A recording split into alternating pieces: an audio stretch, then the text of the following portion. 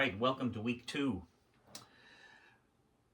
We introduced a new form this week, the single whip. So now we're up to 3 forms: holding the ball, parting the horse's mane, and now the single whip.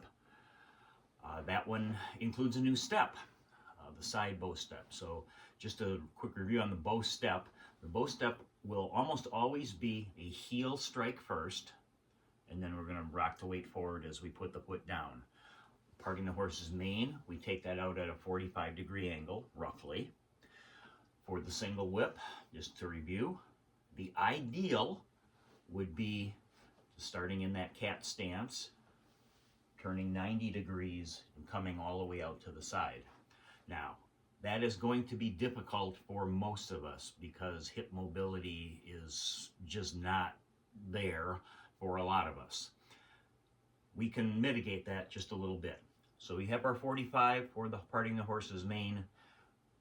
We have a 90 degree that we're going to try to hit for single whip, but let's split the difference.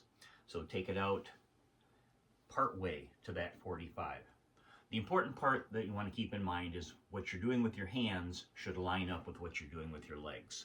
So when you do the single whip and we're out here and you're stepping forward, just take a peek down. Is your arm lining up with wherever you stepped out? If you stepped out all the way to the side here, to 90 degrees, is your arm push lining up with the direction that you sent your leg out? So the 3 forms, I'll turn around for these so that I'm talking and giving you the same direction. So starting in holding the ball right, side step, then we just roll the ball as we step to the other side and bring it on back. Parting the horse's mane, 45-degree step, heel strikes first. As the weight comes forward, let the hands separate.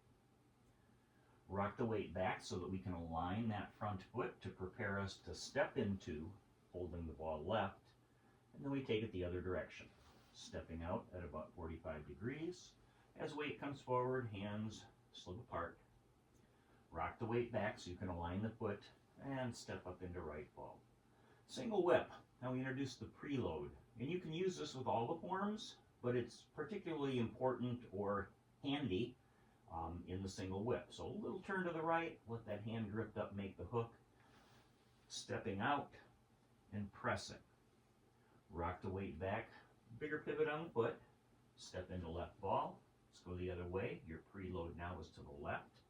Left hand floats up, makes the hook, stepping out, pressing. Rock the weight back, pivot the foot, line us up so we can step into right ball. So those are the 3 forms we have right now. The therapeutics. We used the yoga block this week. There's a lot of things you can do with the yoga block. Just shifting the weight, tapping it. We'll do that in class. And what makes the yoga block kind of handy is you've got multiple, let's call them settings. Here's the low setting. That's the lowest one. You don't have to get your foot up very high, but you do have to get your foot up to get your toe on top of it. You can make that a little harder by setting it on the long edge.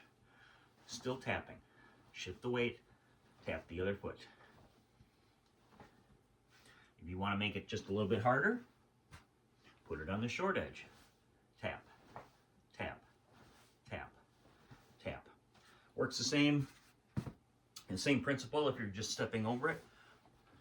Back and forth. A little higher. This is better than stepping over the cat. Don't have to worry about stepping on a tail. And if you want to make it even higher, set it on the short edge.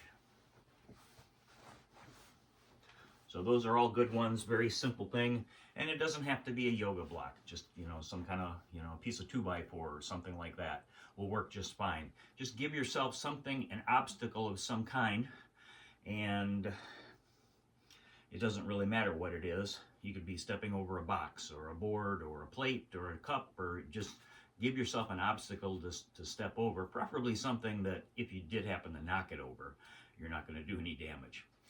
I don't have anything around me to hold on to. I encourage you to have that when you're doing any of the stuff at home. Whether that's a chair, a wall coming down a hallway, when we do our tandem stepping, our tandem walking, both forward and backward. It's helpful to have support on either side of you. So we'll wind up week 2 this week, and then next week we will introduce a new form, waving hands like clouds. Have a good day. See you soon.